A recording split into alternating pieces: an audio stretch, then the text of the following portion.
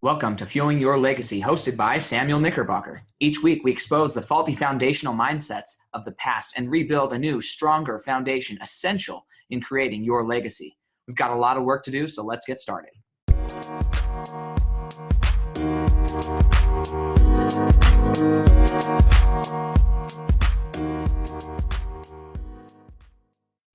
Welcome to Fuel Your Legacy. Today we have our long-awaited guest. We're going to be talking about mindful awareness, and I just want to give Tristan just a glowing recommendation for anybody who's able to hear this.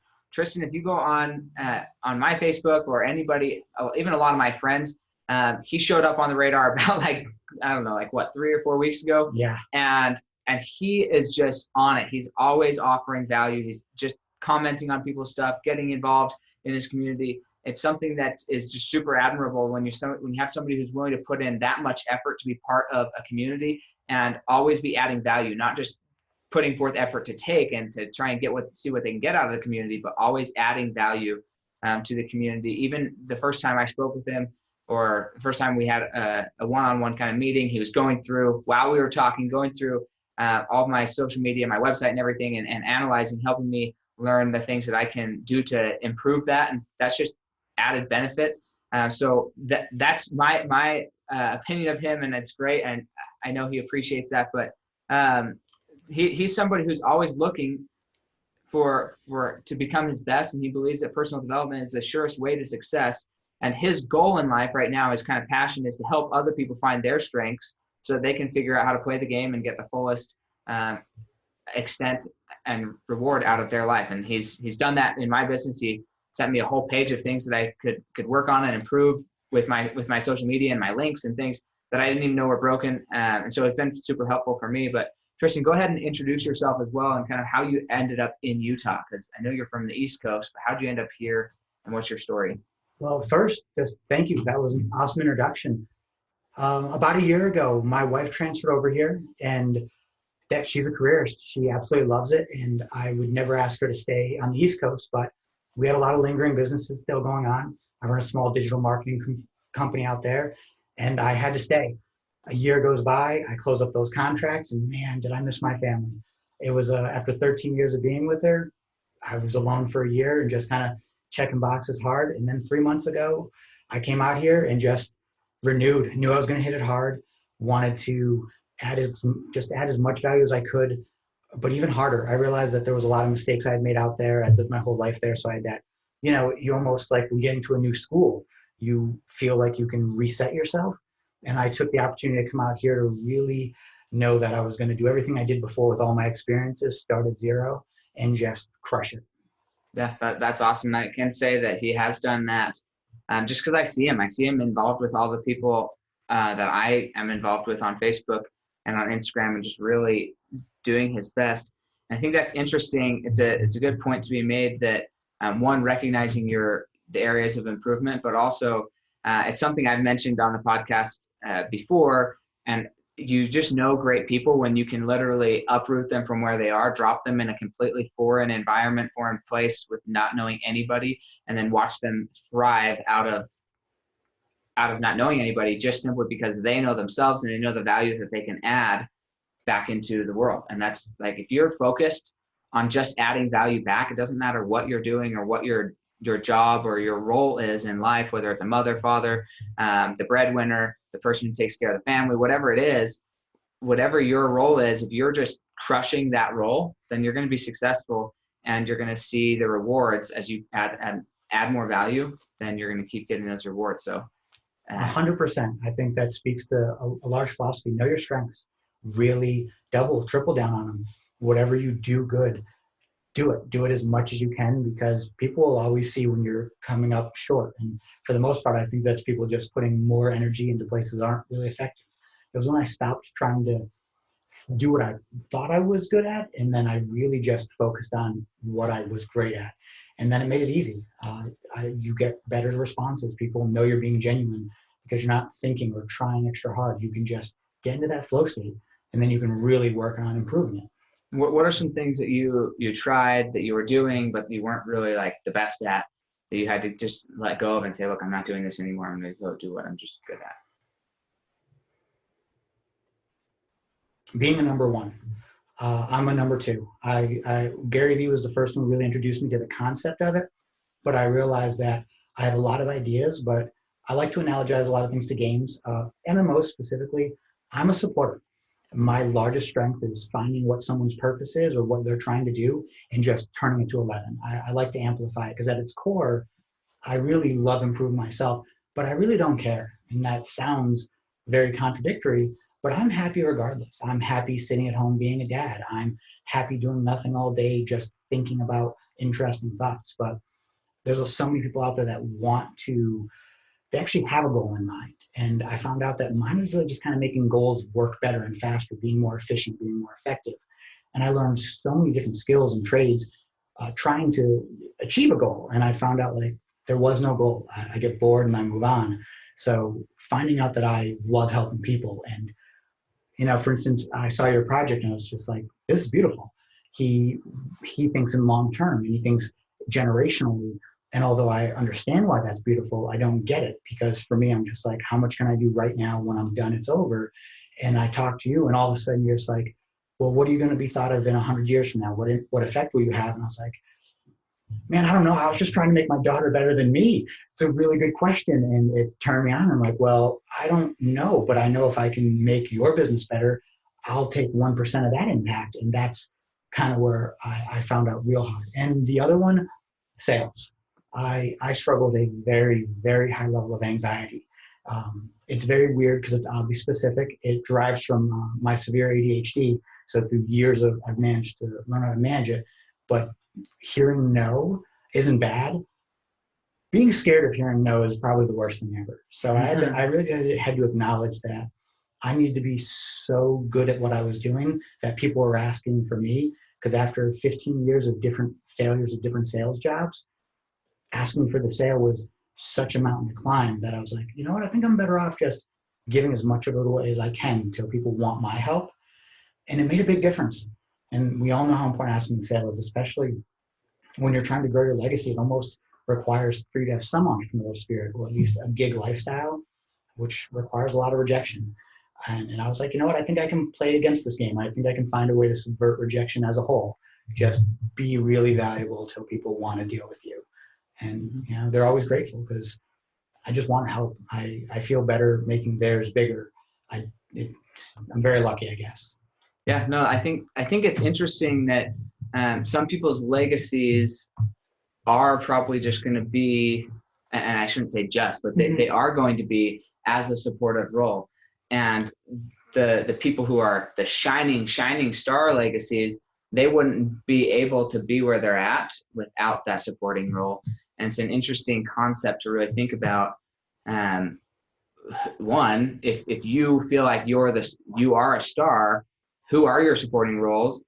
So people who are supporting you, and how are you in your mind making sure that they are getting the value and getting the recognition they deserve? Because that's something that nobody wants to hear. Like when you walk in, hey, you're my second, you're my supporter, but you're never going on screen. You're never going to be on camera. You're never going to X, Y, Z. And a good example of this just came to my mind, but the movie The Help, you have all these like rich white families or whatever, and then you have the African-American nannies and what are they called? People who are cooking and whatever, but maids, I guess. And servant came to mind, and that wasn't a good choice of words either. No, that was a bad choice of words. But maids, I mean, they were getting paid, but not very well. But ultimately, they were the ones who were raising these children, and then these children would be raised and ultimately have all this animosity just because of the social construct. But those people never really were given the credit for all of the great leaders that they raised. I mean, that goes back down to like George Washington even and Alexander Hamilton, these Thomas Jefferson, these people who they were raised in this environment, probably raised by the people that they ultimately, I don't know if I would say despised, but they definitely looked down upon as if they were better than them, just from a cultural standpoint. And as somebody who feels like they could be a number one myself, like I'm very much out trying to produce the highest level and to share what legacy can be and to help other people. So I'm taking a spotlight supportive role, right? I want people to know, hey, I'm here to help you accomplish your legacy. And that's going to be my legacy, is helping you accomplish your legacy, but people are going to know it. And I want people to know it. So, but am I able to then turn to those people who are supporting me? Because I definitely don't do everything myself. There's no way I could. Am I turning around and giving back to support to them, and giving back to my coaches and the people who have helped me get to where I am? Am I turning around and making sure other people know about them and can go and get the same help I got?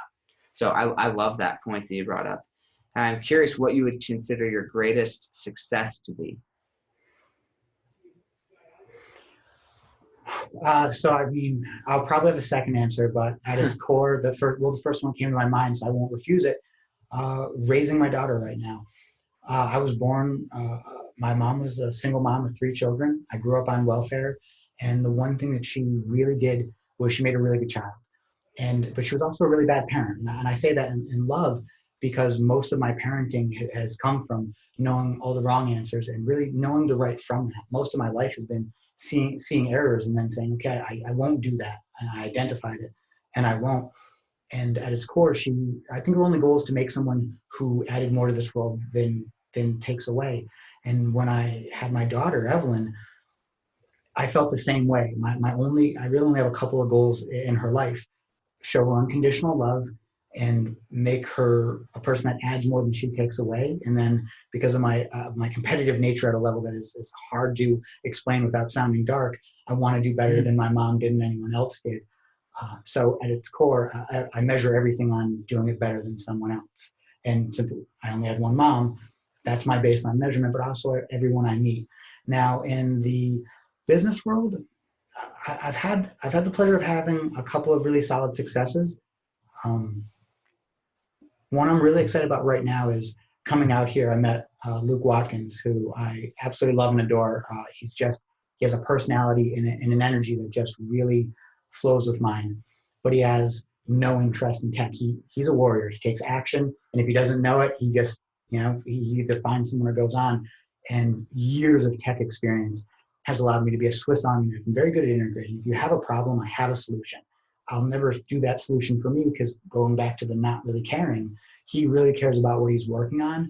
And he's probably been one of the first people where I've had to fire on all cylinders to keep up with him. And the rate that we're building his project is exciting.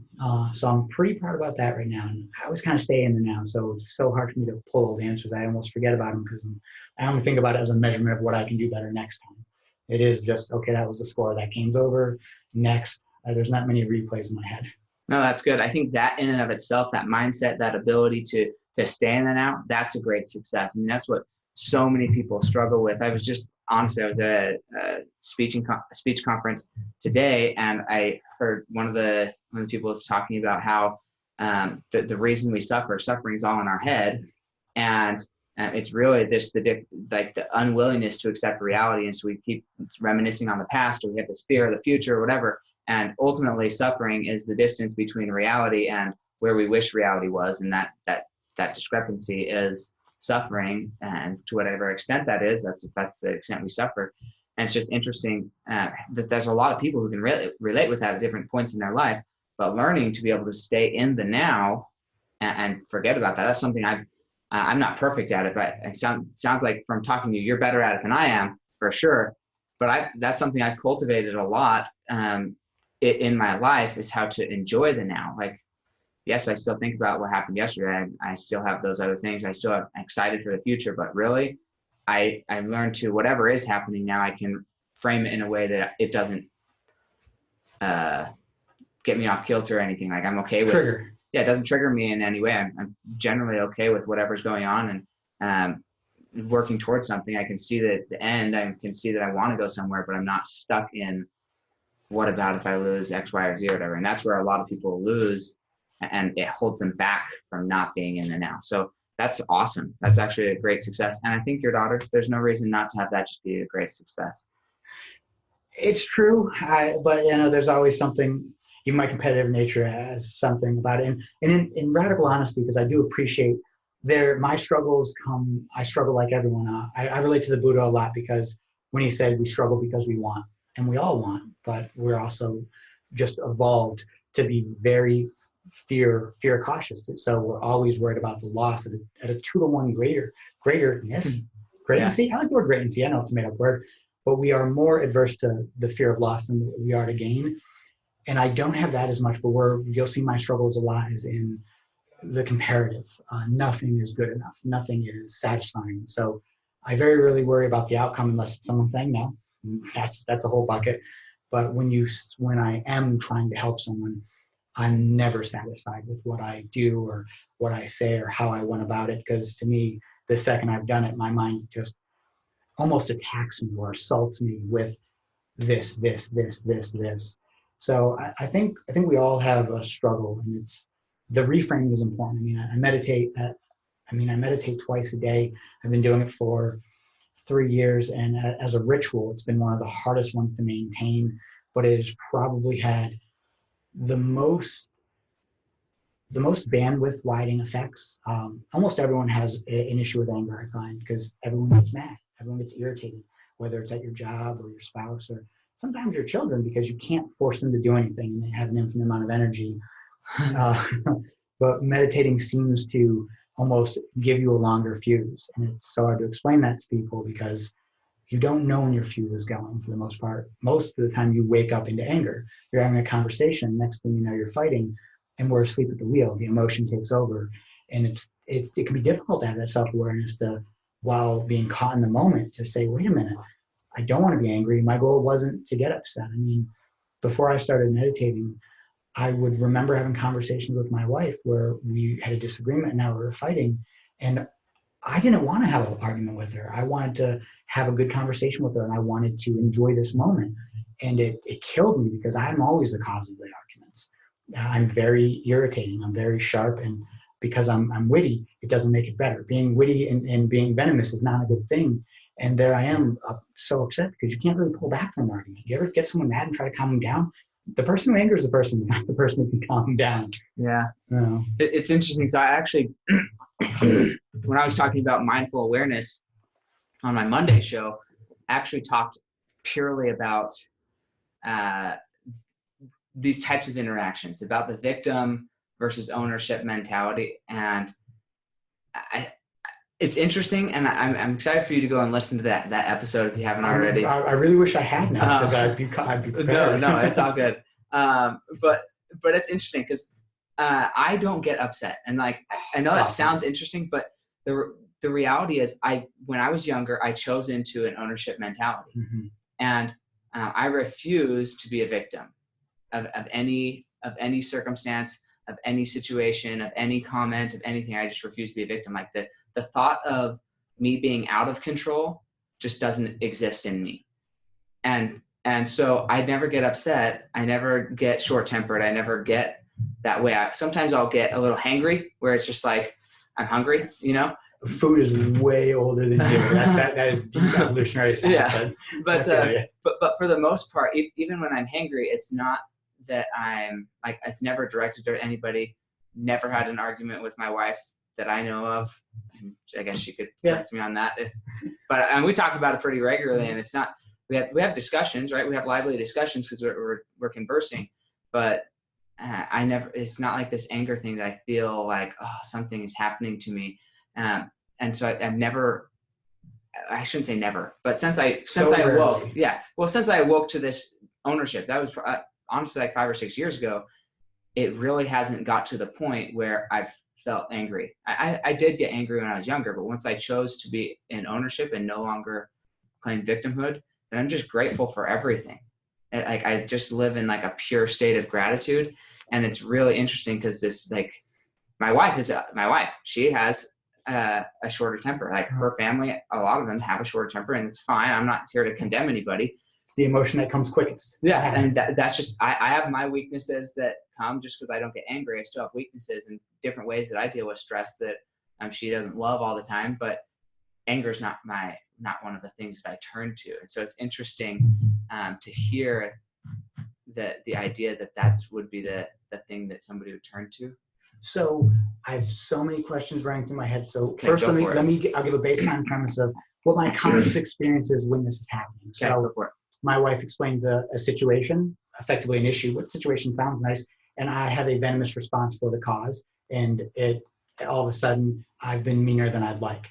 My anger emotionally inside of me is that, man, I didn't want to upset her. I said something that did upset her, and now I'm self-angry because, I mean, I was the one who said this. I'm very mindful. I read a lot of books on negotiating because I don't want to be irritating. And I realized, like, really, did I pick the worst set of words I could have said? So I have an internal dialogue while trying to pay attention to her. Now, when I hear you speaking and it sounds like an option, the first thought that came to my mind is, mentally, do you have a running dialogue or are you more visually internal?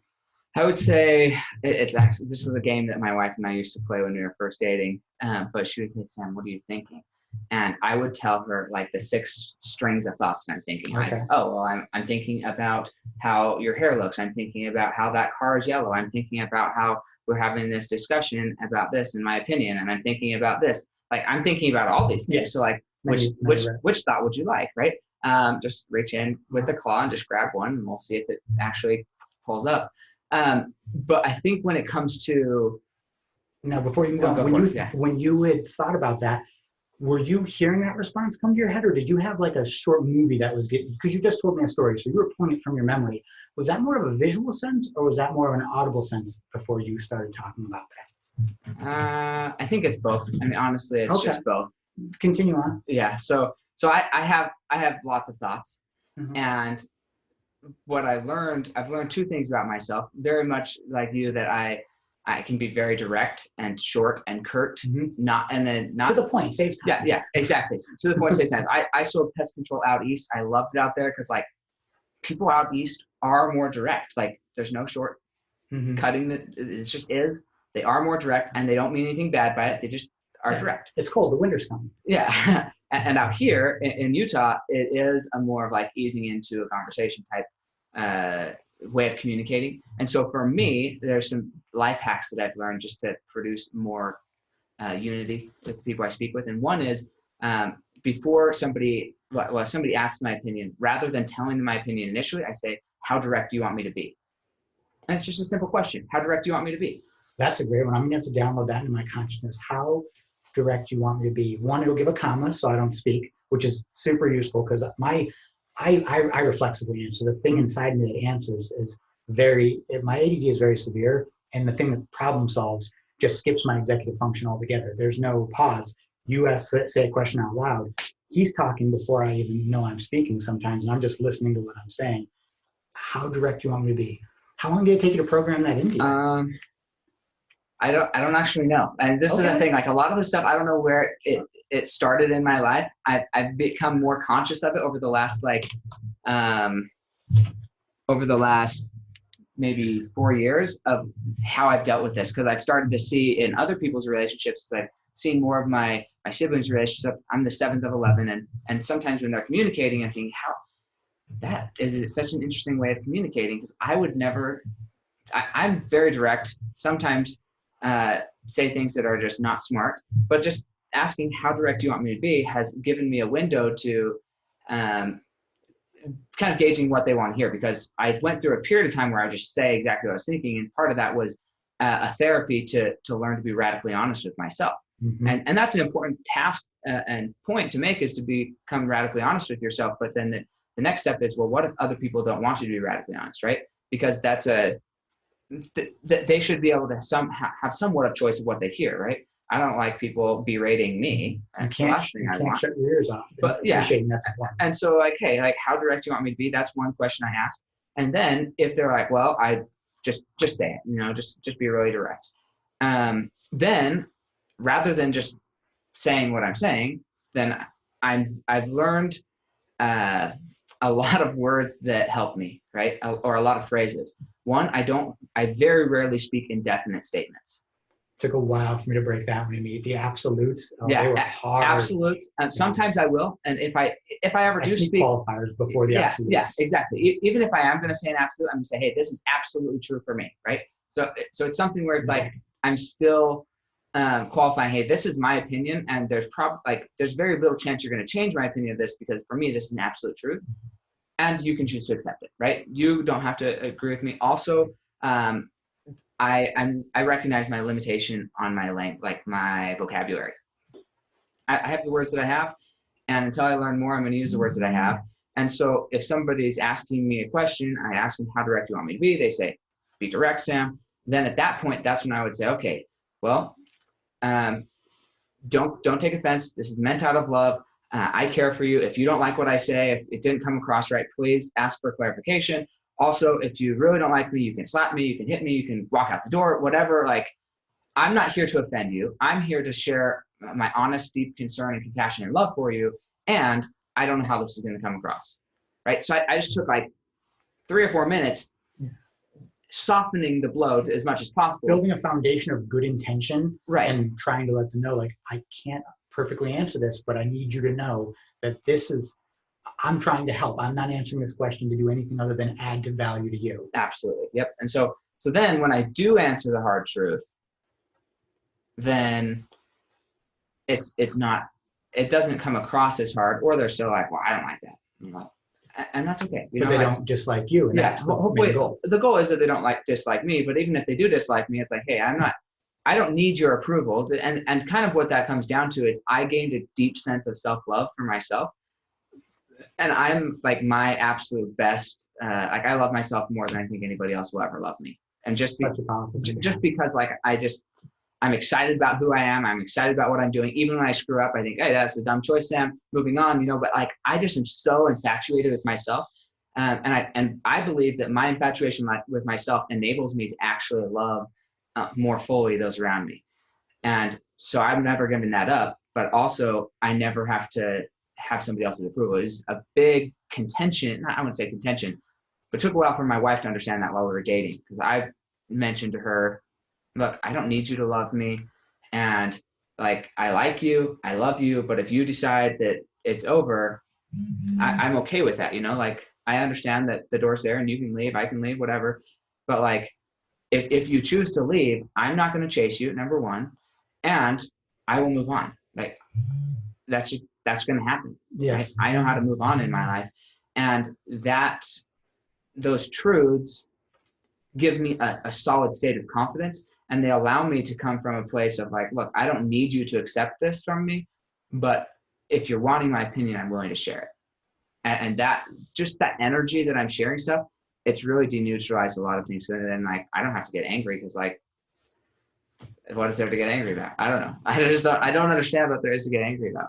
Wow. I didn't realize on a personality level, we have one thing really in common, which is funny because the underlining thing is so different, but I want to not get distracted by that so much.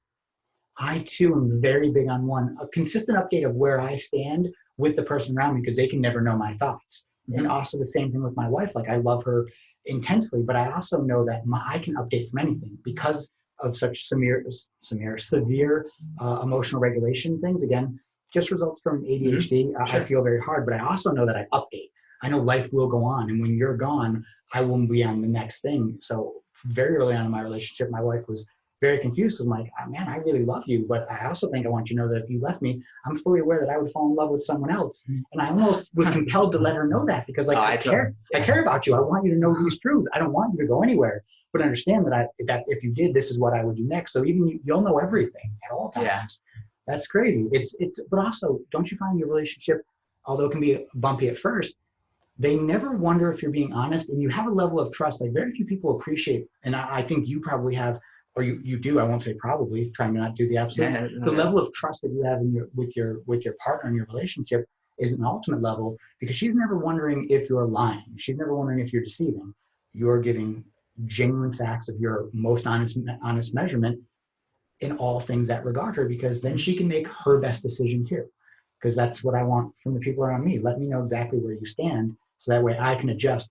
Don't let me guess. I don't want to guess. I'd rather just know. Yeah, no, that's exactly right.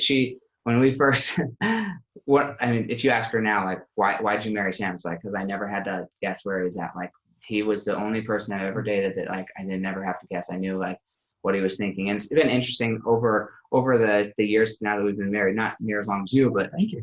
For I think trust me, at a certain point you get a foundation, and then it's just like 3.5. Know what the news are. 3.5, maybe 4 years. That's beautiful. But yeah, I love it. But the thing that she, like, we'll get in these conversations like, well, what did you say that one time? How do you feel about this? I'm like, I don't know, but you can ask me today, and I'll tell you exactly how I feel today. Yes. If it's changed, that's another thing. My memory is pretty not that great. And so if you remembered, would you be able to reflect on like, well, I could totally understand why that was that way, but now here's yeah. But so like I will have that conversation occasionally, but most of the time it's like I don't ever claim that I'm right. So that's the other like thing that I never will be like I'm right to her. Like, well, okay, no. If it's like a friendly banter, she's almost always right when it comes to memory things. Like you said that, okay, you're I've given right. into a line like and so I'm just like, you're probably right, and this is how I feel right now. That's all I can say. Like, you're probably right. That's what I said, and this is how I feel right now. And if it changes, I'll let you know if I remember, right? But it's like I'm not going to deny that I said something. I'm just not going to.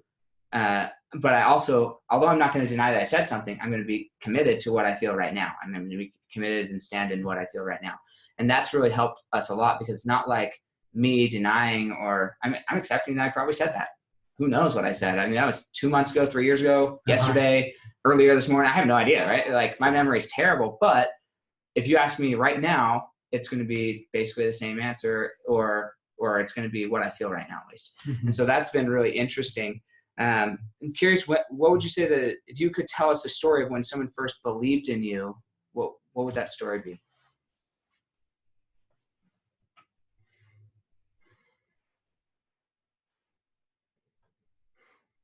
My mom from day one always had a high level of confidence that I would do something. She always saw my intelligence. School made that very difficult. Very common for ADD people. I didn't get out of ninth grade. I repeated a couple of times, dropped out, got my GED, but I can remember for as long as I can remember, any and every conversation I'd always had with her had always ended in like, wow, you really are intelligent. You like to manipulate thoughts. You like to not only hear them, understand them, and grow them, and then try to make them better. So she, from very early on, enforced that. And then secondarily, the bigger one when I was older was when I met my business partner and who I would define as my soulmate, Dustin. I learned that I really am just an information processor. I don't like to take credit for it. The spirit in me wants knowledge and then wants to make it very effective. And he had really watched and turned that to 11 and really, he was the first one who really made me believe it. Because up until that point, the voice in my head was just so much stronger than anyone else's that I couldn't take their opinion. I have a very hard problem taking someone's opinion because I need to qualify what they know, because I can't not know something. If I don't know it, I need to know it. And I don't ever feel like I need to be right. But anyone who's ever talking is like, do you need to be right? No. I need to be on the side of right.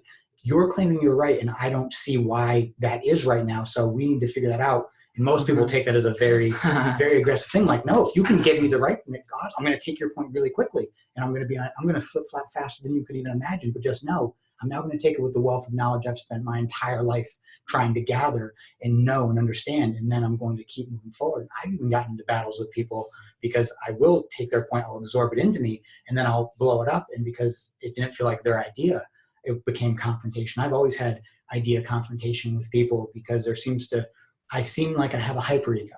No, I do about not wanting to be like being very competitive, but when it comes to knowledge and right, I need it. I break down if I don't. Everything in my world has been through deduction. It absolutely needs to be true from beginning all the way to end. And if any point there's a falsity in what you're saying, I basically break down, and it can be people see it and they're just like, what's wrong? I'm like, I can't even explain to you how frustrated I am right now because you're trying to change the math I've built over my entire existence. And that's the intensity of that can be very hard. And he was one of the first people that really got me to understand the nature of my soul and what I was trying to accomplish, and helped me really remove my ego from it. Because even when meditating regularly, because it feels like you don't know it's not you. It's something inside of you that is greater. That's fueling the fire. The ego makes it thinks to your conscious mind wants to grab onto it. But I really kind of removed myself from it. And I like to think in terms of creatives, because like a lot of artists don't claim to take ownership of their art. They were merely the vessel that it flowed through. For me, it seems to be knowledge and effectiveness / efficiency, getting as much as you can for as little as possible. No, that point is really important. Specifically, I think there's two things that I want to draw out for my audience about that.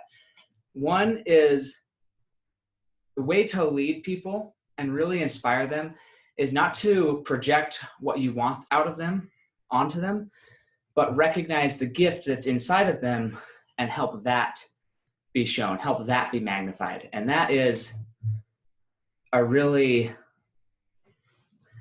it's a healthy balance, right? You have to be able to guide that still and really maximize that and help them shine in their area.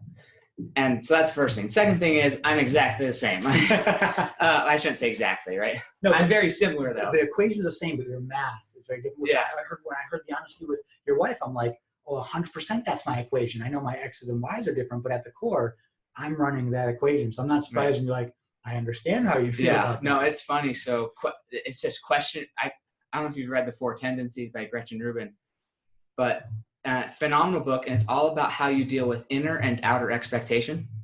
And I'm a questioner in the regard that I am like vehemently committed to my own inner expectations.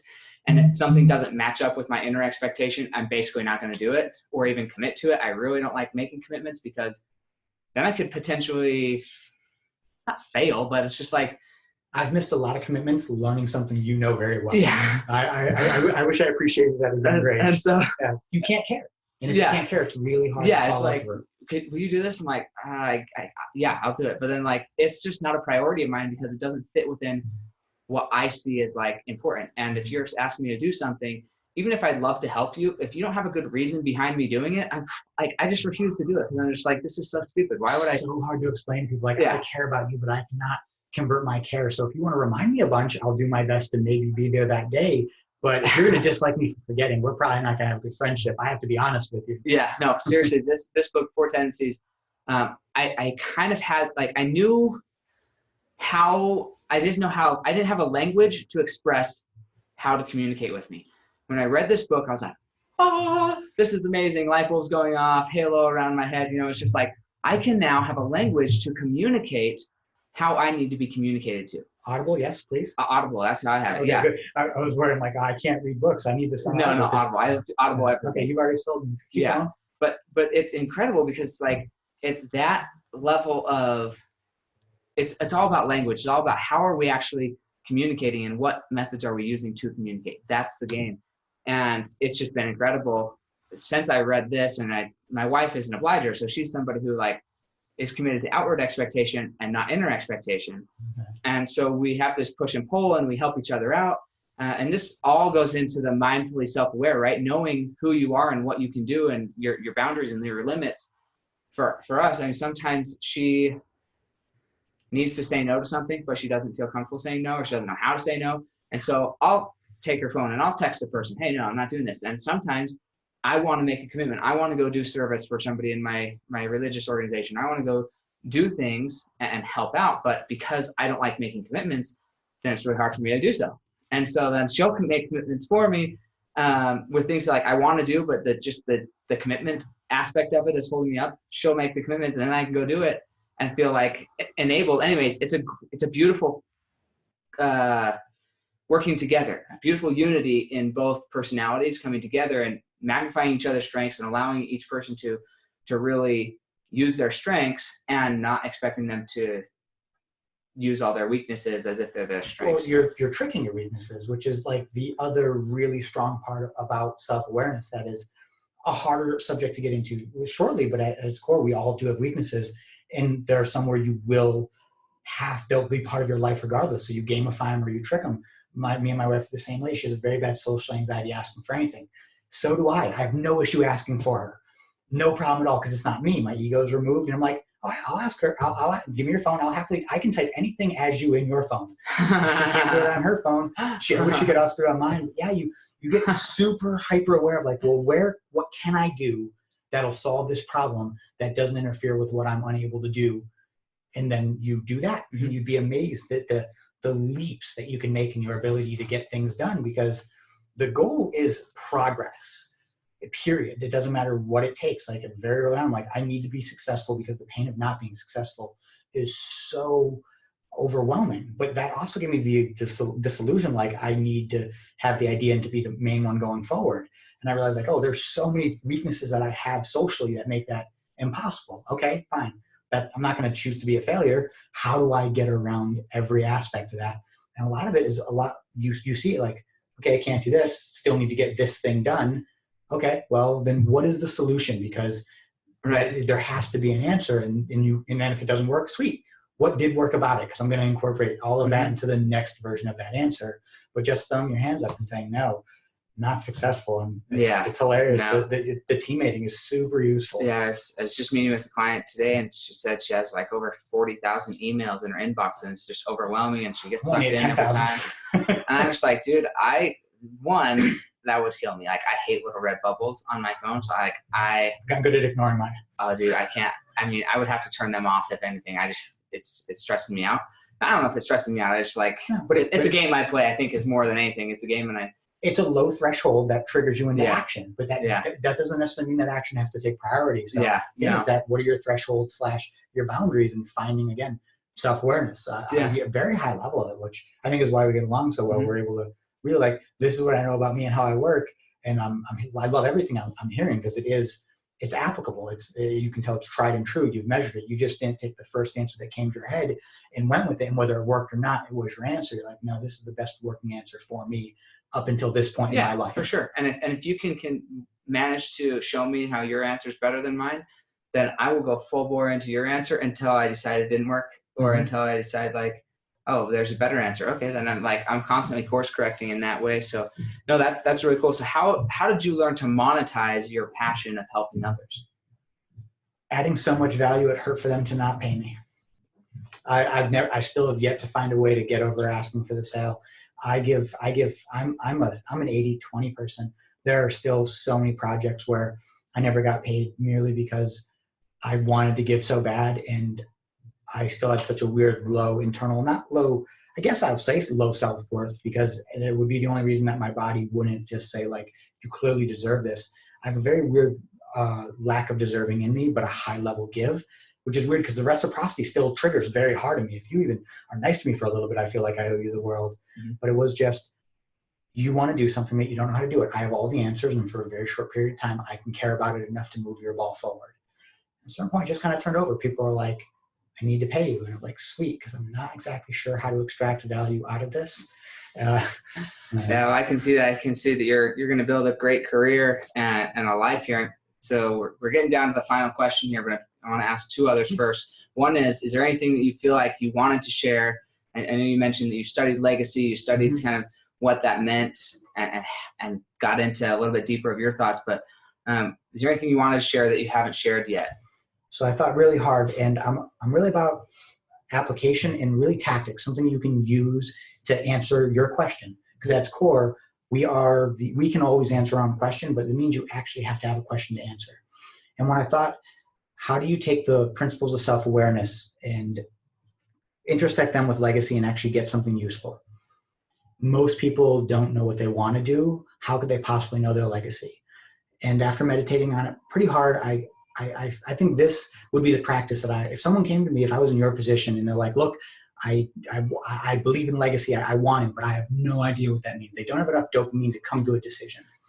I want you to pick 3 groups of 3 people, your friends, the people who only say good things, and the people who are highly critical of you, 3 from each one of those groups.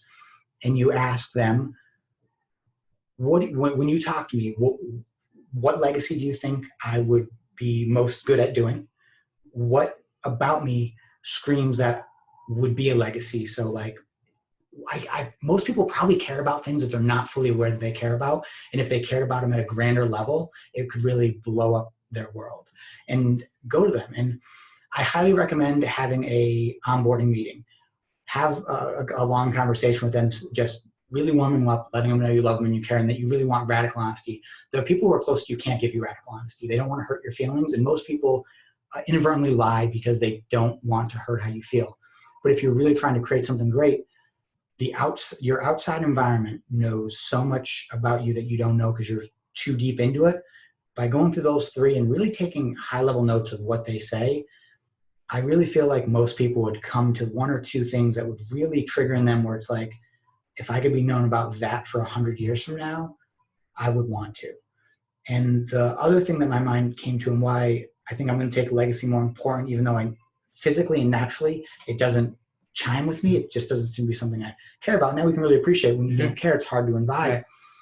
Our bandwidth is very limited. And when you do think of legacy, it does force you to think in a different timeline. And you're only going to answer in the persuasion that you build in yourself.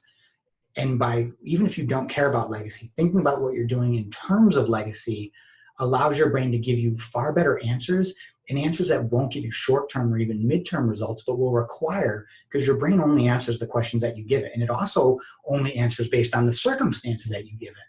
So by sheer force of will, asking your brain, like, in terms of legacy, I believe that not the first answer because it's lazy, maybe not the second answer, but if you really ask it that third time and keep that conscious effort of, like, in terms of legacy, I really feel like most people will get an answer that is at least worth working on. And like we've done, I don't know if it's the right answer, but it's the best one I have now.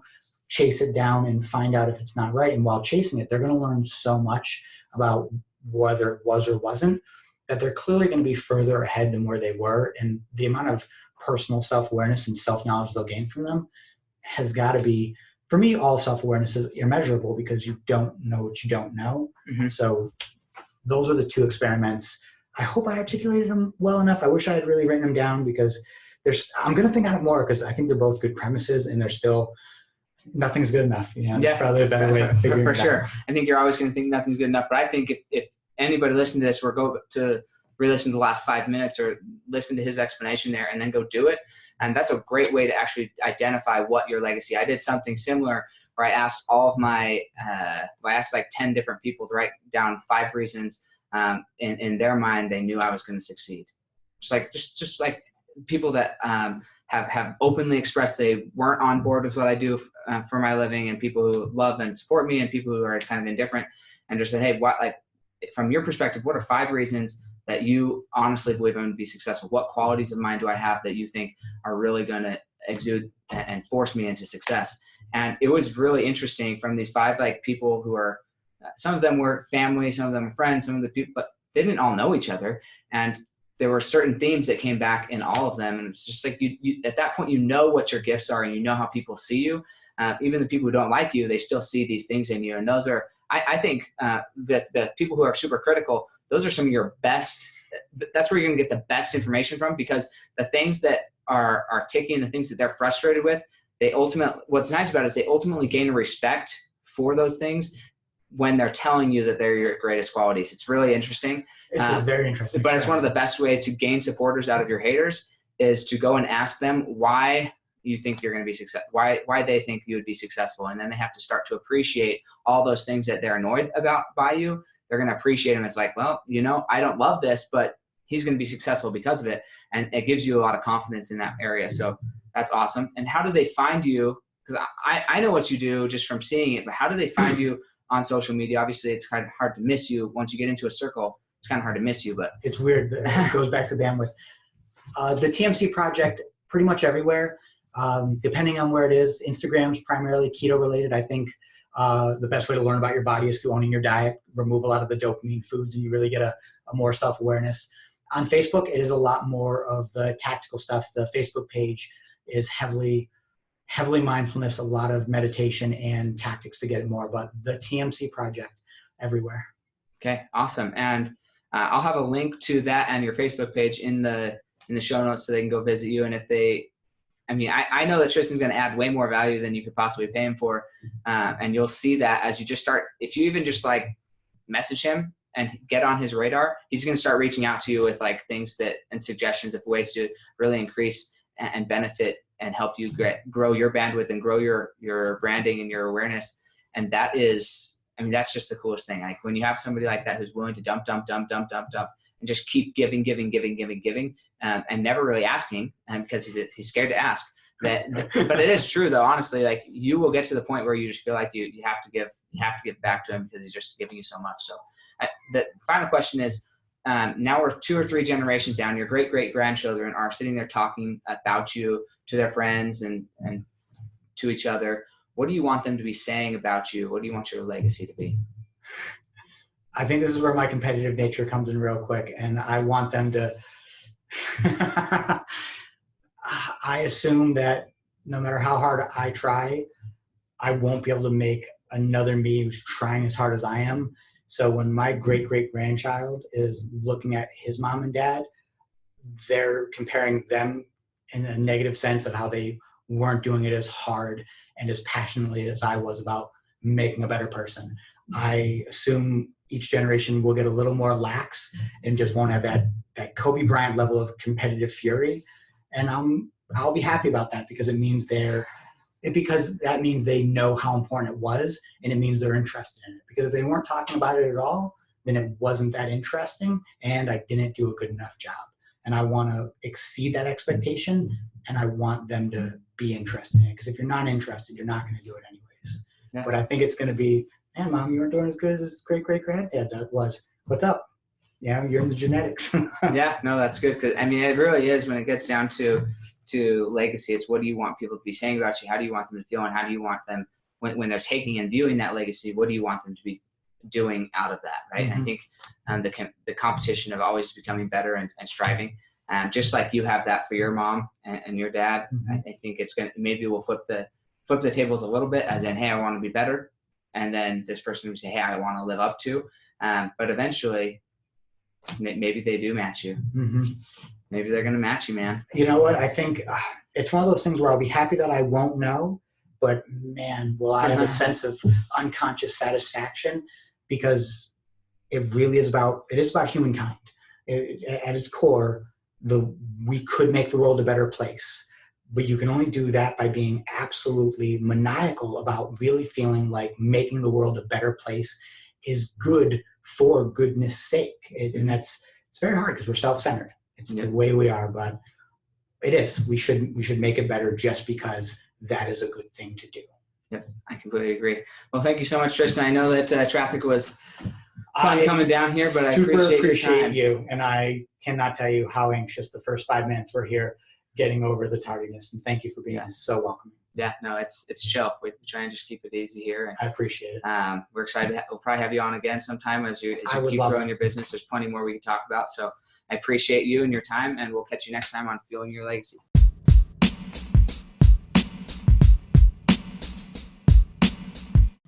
Thanks for joining us today. If what you heard resonated with you, please like, comment, and share on social media. Tag me so I can give you a shout out on the next episode. And thanks to all those who have left a review. It helps spread the message of what it really takes to build a legacy that lasts. Catch you next time on Fueling Your Legacy.